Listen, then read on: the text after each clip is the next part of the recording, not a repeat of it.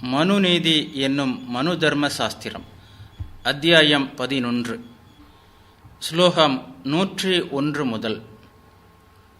தவத்தால் தன்னுடைய பாவத்தை நீக்கிக் கொள்ள நினைப்பவன் மர உரி தரித்து ஆரண்யத்தில் 12 வருடங்கள் பிரம்மஹத்தி பாபம் போக விதிக்கப்பட்ட விரதத்தை கடைபிடித்தபடி வாழ வேண்டும்.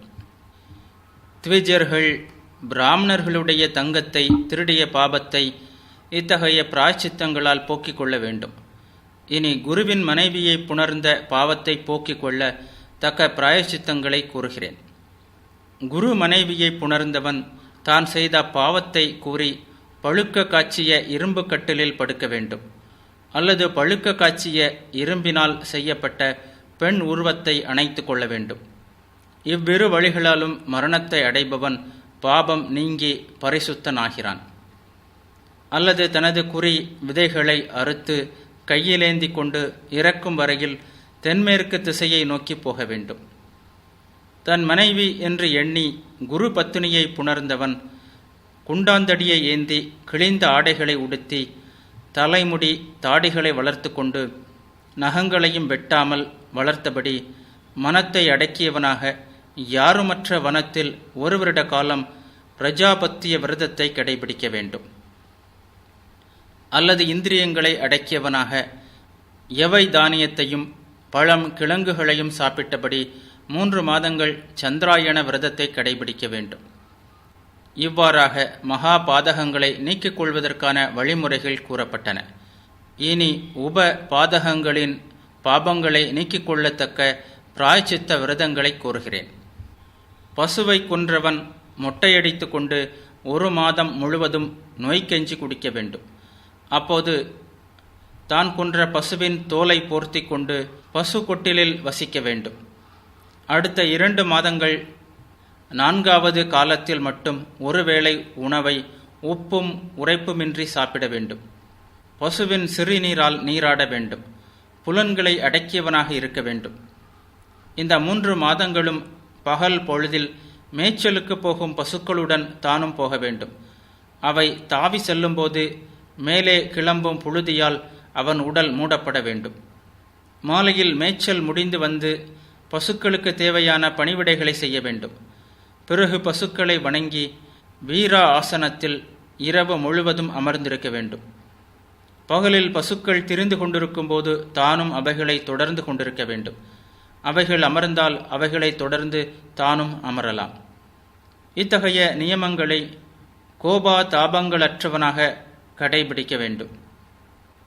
ஆரண்யத்தில் பசுக்கள் மேய்ந்து கொண்டிருக்கும் போது திருடர்களாலும் புலி முதலியவற்றாலும் அவைகளுக்கு ஆபத்து நேரிட்டாலும் அல்லது பசுக்கள் பள்ளத்தில் விழுதல் முதலான ஆபத்துக்களில் மாட்டிக்கொண்டாலும் தன் சக்தி முழுவதையும் பயன்படுத்தி பசுக்களை காப்பாற்ற வேண்டும். மிகுந்த வெயிலிலும் மழையிலும் புயல் காற்றிலும் தன்னை காத்து கொள்வதை முதன்மையாக எண்ணாமல் பசுக்களை காக்க வேண்டும். தன்னுடைய வீட்டிலோ பிறரது வீட்டிலோ வயலிலோ களத்திலோ பசுக்கள் மேய்ந்தால் அதை வெளியில் சொல்லக்கூடாது. கன்று பால் குடித்ததையும் வெளியில் சொல்லக்கூடாது. இவ்வாறாக பசுவை கொன்றவன் பசுவை காத்து விரதம் அனுஷ்டித்தால் பசுவை கொன்ற பாவத்திலிருந்து விடுதலை அடைவான். இவ்வாறாக விரதம் அனுஷ்டித்து முடித்த பிறகு 1 காளையையும் 10 பசுக்களையும் தானம் செய்ய வேண்டும். அந்த அளவு தானம் இல்லாவிட்டால் வேத விற்பனர்களுக்கு தன்னுடைய தனம் முழுவதையும் அளித்துவிட வேண்டும். இவ்வாறாக அவகீர்ணியை தவிர்த்து மற்ற உபபாதங்கள் செய்தவர்கள் அனைவருமே தமது பாவங்கள் நீங்குவதற்காக பசுவை கொன்றதற்கு சொல்லப்பட்ட பிராயச்சித்தங்களை கடைபிடிக்க வேண்டும், அல்லது சாந்திராயண விரதத்தை கடைபிடிக்க வேண்டும். அவகீர்ணியானவன் 1 கண் அற்ற கழுதையை கொண்டு இரவு நேரத்தில் நார்ச்சந்தி கூடுமிடத்தில் நிர்ரிதி தேவதைகளுக்கு ஹோமம் செய்ய வேண்டும். இவ்வாறு நிர்ரிதி தேவதைகளுக்கு விதிப்படி ஹோமம் செய்த பிறகு வாயு, இந்திரன், பிரகஸ்பதி, அக்னி முதலானோருக்கு நெய்யால் ஹோமம் செய்ய வேண்டும். பிரம்மச்சரிய விரதம் ஏற்றுள்ள த்விஜன் மனத்தில் காமம் கொண்டவனாக 1 பெண்ணுடன் புணர்ந்தால் அவன் அவகீர்ணி எனப்படுவான். அவகீர்ணியானவனின் தேஜஸ் இதுநாள் வரை செய்த வேத அபியாசத்தாலும் அனுஷ்டானங்களாலும் ஏற்பட்ட பிரம்ம தேஜஸ் அவனை விட்டு நீங்கி வாயு, இந்திரன், பிரகஸ்பதி, அக்னி ஆகியோரிடம் சேர்ந்துவிடும். அவகீர்ணியானவன் இப்போது சொல்லியபடி ஹோமத்தை செய்த பிறகு கழுதையின் தோலை பொருத்தி கொண்டு தான் ஒரு அவகீர்ணி என்பதை சொல்லி 7 வீடுகளில் பிச்சை எடுக்க வேண்டும். இவ்வாறாக பிச்சை எடுத்து தினமும் ஒரு வேளை மட்டும் சாப்பிட வேண்டும். இவ்வாறாக 1 வருடம் விரதம் கடைபிடித்தால் அவன் பரிசுத்தம் அடைவான். ஜாதி பிரம்சகரம் என்னும் தன்னுடைய ஜாதியிலிருந்தும் வீழ்ந்து விடுகின்ற பாவச் செயல்களில் எதையேனும் அறிந்தே செய்தவன் சாந்தபனம் என்னும் பிராயச்சித்தம் செய்து கொள்ள வேண்டும். தெரிந்தே செய்தால் பிரஜாபத்திய கிருஷ்ண விரதத்தை செய்ய வேண்டும். சங்கரீகரணம், அபாக்ரீகரணம் எனப்படும் பாவ செயல்களை செய்தவன் 1 மாதம் சந்திராயண விரதத்தை அனுஷ்டிக்க வேண்டும். மலினீகரணம் எனப்படும் பாவச் செயல்களை செய்தவன் 3 இரவுகள் கொதிக்கும் கஞ்சியை குடிக்க வேண்டும். சத்திரியனை கொன்றவன் பிரம்மஹத்தி பாவத்திற்கு சொன்ன 12 ஆண்டுகள் கடைபிடிக்க வேண்டிய பிராயச்சித்த விரதத்தில் 4இல் 1 பங்கான 3 வருடங்கள் கடைபிடிக்க வேண்டும். வைசியனை கொன்றவன் 1½ வருடங்கள் கடைபிடிக்க வேண்டும். சூத்திரனை கொன்றவன் 9 மாதங்கள் கடைபிடிக்க வேண்டும். அறியாமல் சத்திரியனை கொன்ற திவிஜோத்தமன் 1000 பசுக்களையும் 1 காளையையும் வேதமோதும் பிராமணர்களுக்கு தானம் அளிக்க வேண்டும். அல்லது புலனடக்கத்தோடு ஜடைகள் தரித்து கிராமத்திற்கு வெளியே மரத்தடியில் 3 வருடங்கள் பிரம்மஹத்திக்கான பிராயச்சித்த விரதத்தை அனுஷ்டிக்க வேண்டும். வைசியனை கொன்ற திவிஜோத்தமன் இதேபோன்று 1 வருடம் விரதம் கடைபிடிக்க வேண்டும். மேலும் 101 பசுக்களையும் தானம் செய்ய வேண்டும். சூத்திரனை கொன்ற திவிஜோத்தமன் இதே விரதத்தை 6 மாதங்கள் கடைபிடிக்க வேண்டும். மேலும் 10 பசுக்களையும் 1 காளையையும் தானம் அளிக்க வேண்டும். பூனை, கிளி, குருவி, தவளை, நாய், உடும்பு, கோட்டான், காகம் முதலானவற்றை வேண்டுமென்றே கொண்டிருந்தால் சந்திராயண விரதத்தை கடைபிடிக்க வேண்டும். வேண்டுமென்றே கொல்லப்படாத போது அந்த பாவத்திலிருந்து விடுபட 3 நாட்கள் பாலை மட்டும் ஆகாரமாக உட்கொண்டு இருக்க வேண்டும். அல்லது 1 யோஜனை தூரம் நடக்க வேண்டும். தொடர்ந்து 3 நாட்கள் அவ்வாறு நடக்க வேண்டும். அதற்கு சக்தியற்றவன் 3 நாட்கள் நதியில் நீராட வேண்டும். அல்லது வருண மந்திரங்களை ஜபிக்க வேண்டும். நல்ல பாம்பை கொன்ற திவிஜோத்தமன் இரும்பு தடியை தானம் செய்ய வேண்டும். வேறு பாம்பை அடித்தால் வைக்கோல் சுமையையும் 1 மாடம் எடையுள்ள ஈய பாத்திரத்தையும் தானம் செய்ய வேண்டும். பன்றியை கொன்றவன் நெய் நிரம்பிய குடத்தை தானம் செய்ய வேண்டும். தித்திரி பறவையை கொன்றவன் 1 துரோணம் எள்ளை தானம் செய்ய வேண்டும். கிளியை கொன்றவன் 2 வயது கன்றை தானம் செய்ய வேண்டும். கிரௌஞ்ச பறவையை கொன்றவன் 3 வயது கன்றை தானம் செய்ய வேண்டும். அன்னம், நாரை, கொக்கு, மயில், குரங்கு, ராஜாளி, கழுகு முதலான பறவைகளை கொன்றால் பிராமணர்களுக்கு 1 பசுவை தானம் செய்ய வேண்டும். குதிரையை கொன்றவன் வஸ்திர தானம் செய்ய வேண்டும். யானையை கொன்றவன் 5 கருப்பு காளைகளை தானம் செய்ய வேண்டும். ஆட்டை கொன்றவன் 1 காளையை தானம் செய்ய வேண்டும். கழுதையை கொன்றவன் 1 வயது கன்றை தானம் செய்ய வேண்டும். மாமிசத்தை உண்ணும் புலி முதலான மிருகங்களை கொன்றால் நன்கு பால் கறக்கும் பசுவை தானமளிக்க வேண்டும். மாமிசம் உண்ணாத மிருகங்களை கொன்றால் குன்றிமணி எடை தங்கத்தை தானமளிக்க வேண்டும். விபச்சாரியான பிராமண, சத்திரிய, வைசிய, சூத்திர பெண்ணை கொல்ல நேர்ந்தால் நன்கு வளர்ந்துள்ள ஆடுகளை தானம் செய்ய வேண்டும். பாம்பு முதலானவைகளை கொல்ல நேரும்போது குறிப்பிட்டுள்ளபடி தானங்கள் செய்ய இயலாவிட்டால் கிருஷ்ண விரதத்தை அனுஷ்டிக்க வேண்டும். எலும்புகளற்ற பிராணிகளை 1000 கொன்றாலும் கொசு முதலானவற்றை 1 வண்டி சுமை வரை கொன்றாலும் சூத்திரனை கொன்றதற்குரிய பிராயச்சித்தத்தை அனுஷ்டிக்க வேண்டும். எலும்புகள் இருக்கும் பிராணிகளில் ஒன்றை கொல்லும்போது 1 பணம் பிராமணனுக்கு தானம் செய்ய வேண்டும். கொசு முதலானவற்றை கொன்றால் பிராணாயாமம் செய்ததும் பாவம் நீங்கும். பழங்களை தரும் மரங்களையும் மரங்களை சுற்றி கொண்டு படர்ந்திருக்கும் கொடிகளையும் பூக்கும் கொடிகளையும் செடிகளையும் வெட்டினால் ஒன்றை வெட்டியதற்கு சாவித்திரி முதலான ரெக்குகள் 100 ஜபிக்க வேண்டும். நெல் முதலியவைகளில் தோன்றியவைகளையும் சாறுகளில் அதாவது ரசங்களில் தோன்றியவைகளையும் பழங்களில் தோன்றியவையையும் மலர்களில் தோன்றியவையுமான உயிர்களை கொல்லும்போது நெய்யை உண்டால் பாவம் நீங்கும். உழுத நிலத்தில் விளைந்த ஔஷதிகள், பயிர்கள், வனத்தில் தோன்றிய தானியங்கள் முதலானவைகளை காரணமின்றி வெட்டினால் ஒரு நாள் பயோவிரதத்தை கடைபிடிக்க வேண்டும். இவ்வாறான பிராயச்சித்தங்களால் தெரிந்தோ தெரியாமலோ செய்த பாவங்களை போக்கிக் கொள்ள வேண்டும். இனி உண்ணத்தகாதவற்றை உண்டதால் ஏற்பட்ட தோஷங்களை நீக்கிக் கொள்வதற்கான பிராயச்சித்தங்களை கூறுகிறேன், கேளுங்கள். தான் குடிப்பது கள் என்பதை அறியாமல் குடித்தவன் சாஸ்திரத்தில் உள்ள சம்ஸ்காரங்களை செய்து கொள்வதால் சுத்தமாவான். தெரிந்தே குடித்தவனுக்கு அவன் உயிரை விடுவதுதான் பிராயச்சித்தமாக சாஸ்திரத்தில் கூறப்பட்டுள்ளது.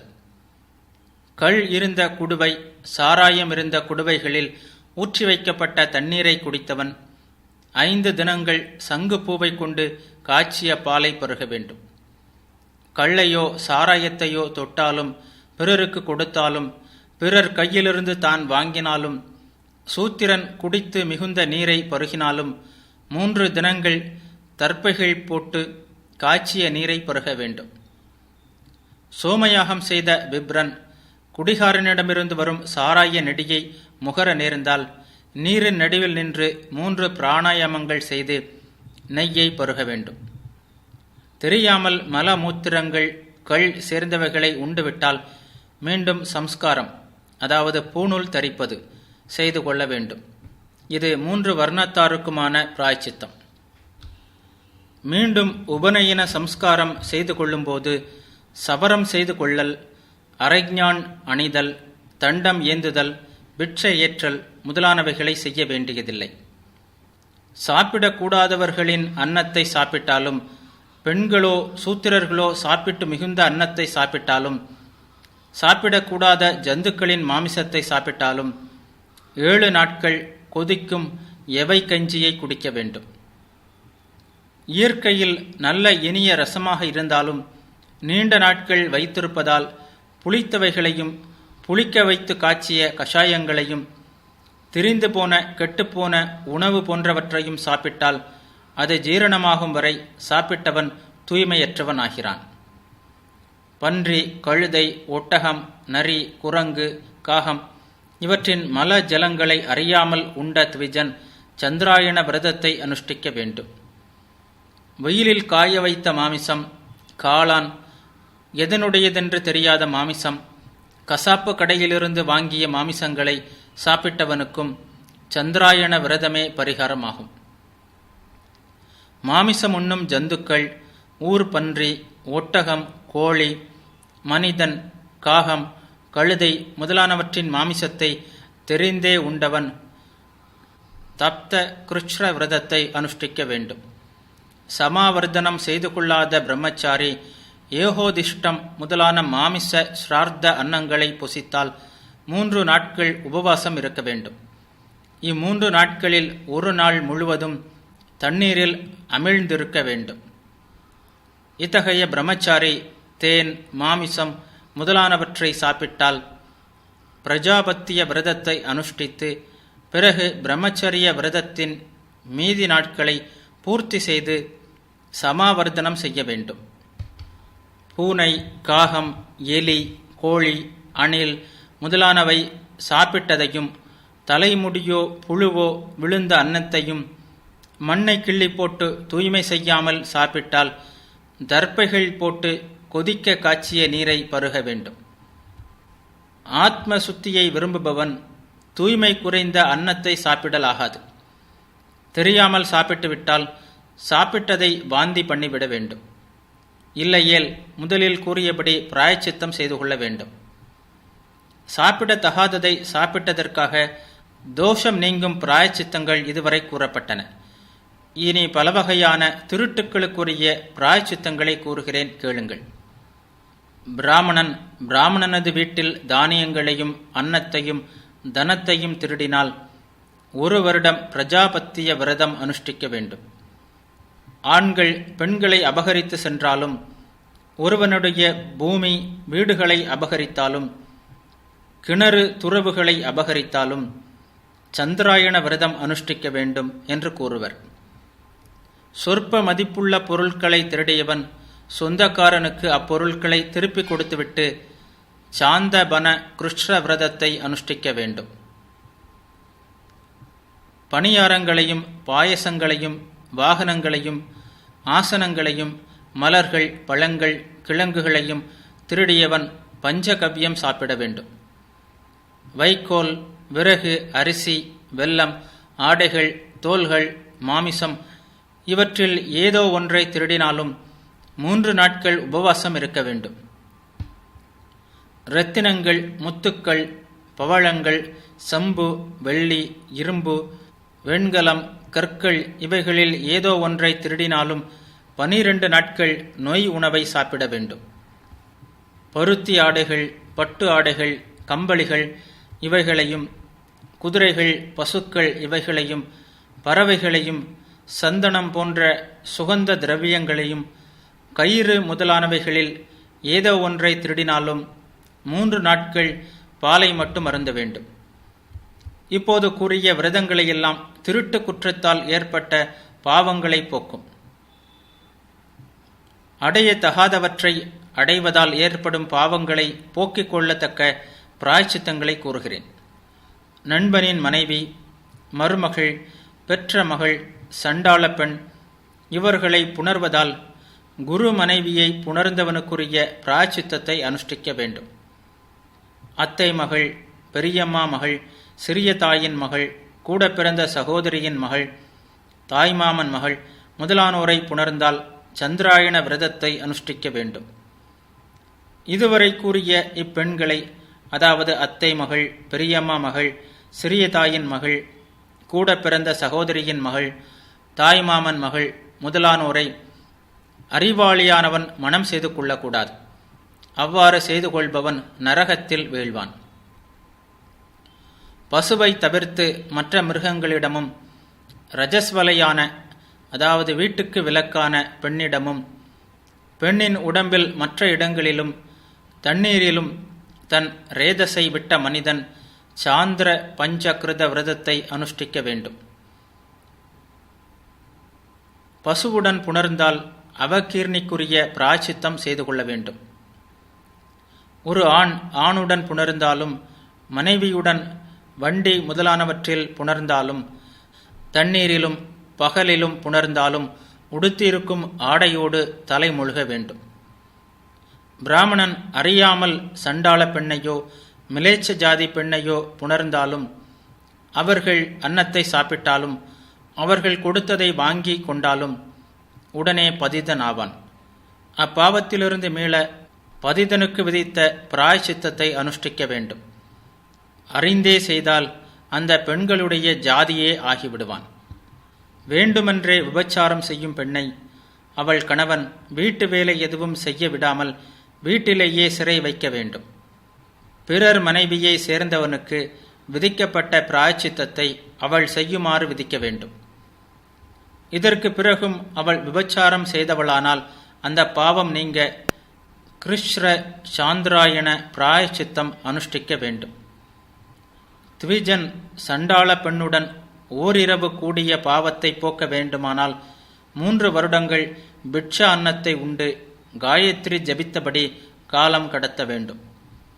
ஹிம்சை, தகாதவற்றை சாப்பிடல், திருட்டுத்தனம், கூடாததை கூடல் என்னும் பாவங்களுக்குரிய பிராயச்சித்தங்கள் கூறப்பட்டன.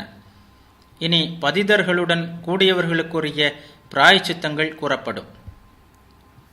ஒரே வண்டியில் போதல், ஒரே ஆசனத்தில் அமர்தல், ஒரே பந்தியில் சாப்பிடல் என்று 1 வருட காலம் பதிதனுடன் சேர்ந்திருந்தால் இவனும் பதிதன் ஆவான். பதிதனுக்கு வேதம் சொல்லிக் கொடுத்தாலும் விவாக சம்பந்தம் செய்து கொண்டாலும் உடனடியாக பதிதன் ஆவான். எவன் எத்தகைய பதிதனோடு அதாவது பாவியோடு கூட்டுறவு வைத்துக் கொள்கிறானோ அந்த கூட்டுறவால் ஏற்பட்ட தோஷம் நீங்குவதற்கு அந்த பதிதனுக்கு விதிக்கப்பட்ட பாவத்துக்குரிய பிராயச்சித்தத்தை செய்து கொள்ள வேண்டும். ஒருவன் இவ்வாறு ஜாதி பிரஷ்டனாகிவிட்டால் அவனுடைய சபீண்டர்கள் அதாவது பங்காளிகள் கிராமத்திற்கு வெளியே குரு பங்காளிகள் ரித்துவிக்குகள் முன்னிலையில் நவமியில் மாலை வேளையில் அந்த பிரஷ்டனுக்கு பிரேதத்திற்கு செய்யும் கிரியைகள் உதக தானம் பிண்டமிடுதல் முதலானவற்றை செய்ய வேண்டும். ஒரு பணிப்பெண் தண்ணீர் நிறைந்த குடத்தை பிரேதம் போல் தெற்கு முகமாக வைத்து அதை காலால் உதைத்து பானையில் உள்ள நீர் வடிந்து போகுமாறு செய்ய வேண்டும். பங்காளிகள் அன்று ஒரு நாள் தீட்டு காக்க வேண்டும். அதன் பிறகு பங்காளிகள் லௌகிக காரியங்கள் எதிலும் அவனை சேர்க்கக்கூடாது. அவனுடன் அமர்வதும் பேசுவதும் கூடாது. இத்தகைய பதிதன் வீட்டில் மூத்த மகனாக இருந்தாலும் இவன் ஜேஷ்டன் என்ற மரியாதைக்குரியவனாக மாட்டான். சொத்தில் ஜேஷ்ட பாகம் என்னும் 20 பாகம் இவனுக்கு கிடையாது. இவனுக்கு அடுத்த சகோதரன் குணவானாக இருந்தால் ஜேஷ்ட பாகம் என்னும் உத்தார தனத்தை அவன் எடுத்துக்கொள்ள வேண்டும். பதிதன் பிராயச்சித்தம் செய்து கொண்டால் அவன் பங்காளிகள் அவனுடன் சேர்ந்து புண்ணிய தீர்த்தத்தில் நீராட வேண்டும். பிறகு தண்ணீர் நிரம்பிய குடத்தை தண்ணீரில் போட வேண்டும். அதன் பிறகு பிராயச்சித்தம் செய்து கொண்டு பரிசுத்தனாகி பதித தன்மை நீங்கிய அவன் தனது இல்லத்திற்கு செல்ல வேண்டும். இதற்கு முன்பு செய்தபடி சிரார்த்தம் முதலான சகல காரியங்களையும் செய்ய வேண்டும். இவ்வாறாக அவன் தன் ஜீவனத்தை தொடர்ந்து நடத்த வேண்டும். பதிதைகளான பெண்கள் விஷயத்திலும் இவ்வாறே செய்ய வேண்டும். வீட்டுக்கு வெளியே வசிக்க இடம் கொடுத்து அன்னபானங்கள் அவளுக்கு வழங்க வேண்டும். வீட்டிற்குள் சேர்க்கக்கூடாது. பாவம் புரிந்தவர்கள் பிராயச்சித்தம் செய்து கொள்ளாத வரை அவர்களுடன் தன விஷயத்தில் எந்த தொடர்பும் வைத்துக் கொள்ளக்கூடாது. பிராயச்சித்தம் செய்து கொண்ட பிறகு பழையபடி பழக வேண்டும். அவள் முன்பு செய்த குற்றத்தை கூறி அவளை தூற்றக்கூடாது. பாலகனை கொன்றவன், செய்நன்றி மறந்து தீங்கிழைத்தவன், சரணாகதி அடைந்தவனை கொன்றவன், பெண்ணை கொன்றவன் முதலானோர் பிராயச்சித்தம் செய்து கொண்ட பிறகும் அவர்களுடன் சேர்ந்து வசிக்கலாகாது.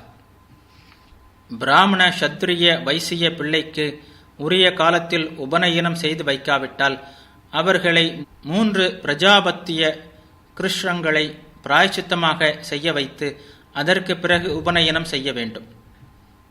செய்ய வேண்டிய கர்மாக்களை செய்யாமல் தகாதவற்றை செய்த திவிஜர்கள் பிராயச்சித்தம் செய்ய விரும்பினால் அப்போது பிராமணர்கள் பிரஜாபத்திய கிருஷ்ண விரதத்தை பிராயச்சித்தமாக விதிக்க வேண்டும். பிராமணன் தகாதவனிடம் தானம் வாங்குதல் போன்ற நிந்திக்கப்பட்ட வழிகளில் எந்த வழியில் தனத்தை சம்பாதித்திருந்தாலும் அதை தானம் செய்து விடுவதாலும் இனி சொல்லப்போகும் ஜப தவங்களை செய்தாலும் தூய்மை அடைவான். தகாதவனிடம் தானம் வாங்கியவன் 3000 காயத்ரி ஜபம் செய்ய வேண்டும். பசு கொட்டிலில் பசுக்களுடன் பாலை ஆகாரமாக கொண்டு இருக்க வேண்டும். இப்படி செய்தவன் அந்த தோஷத்திலிருந்து விடுபடுவான்.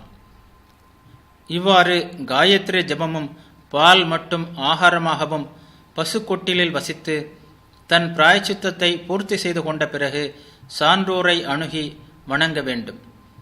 பாலை மட்டும் ஆகாரமாக கொண்டதால் இளைத்த உடலோடு வந்திருக்கும் அவனிடம், இனி இவ்வாறாக தகாத தனங்களை வாங்காதே, எங்களுக்கு சமமாக இருப்பாயாக என்று புத்திமதி கூற வேண்டும். இனி தகாதவனிடம் தானம் வாங்க மாட்டேன் என்று அவன் சத்தியம் செய்ய வேண்டும். பிறகு வைக்கோலை அவர்கள் முன்னிலையில் பசுக்களுக்கு கொடுக்க வேண்டும். பசுக்கள் உண்ட பிறகு பரிசுத்தமான அந்த ஸ்தலத்தில் பிராமணர்கள் அவனை தங்களுடன் இணைத்துக் கொள்ள வேண்டும். விராத்தியர்களுக்கு யாகம் செய்து வைத்தல், பிறர்களுக்கு அந்திம கிரியைகளை செய்தல், அபிச்சார ஹோமங்கள் செய்தல் முதலானவைகளை செய்தவன் 3 பிரஜாபத்திய கிருஷ்ணங்களை அனுஷ்டித்தால் பரிசுத்தம் அடைவான். தன்னை சரணடைந்தவனை காப்பாற்றாமல் கைவிட்டவனும் தகாதவனுக்கு வேதம் கற்பித்தவனும் 1 வருட காலம் எவை தானியத்தை மட்டும் ஆகாரமாக ஏற்க வேண்டும். அப்படி செய்தால் பாவத்திலிருந்து விடுதலை அடைவான். நாய், நரி, கழுதை, மனிதன், குதிரை, ஒட்டகம், பன்றி போன்றவை கடித்தால் 3 பிராணாயாமங்கள் செய்ய வேண்டும். பதிதர்கள் என்று சொல்லப்பட்டவர்களில் இதுவரை பிராயச்சித்தம் எதுவும் தனிப்பட சொல்லப்படாத பதிதர்கள் 3 நாட்கள் உபவாசமிருந்து 4ஆம் நாள் உணவு உண்ண வேண்டும். இவ்வாறாக தொடர்ந்து 1 மாதம் செய்ய வேண்டும். இந்த 1 மாதம் தினமும் வேதம் ஓத வேண்டும், ஹோமம் செய்ய வேண்டும். இவ்வாறாக செய்தால் பரிசுத்தனாவான்.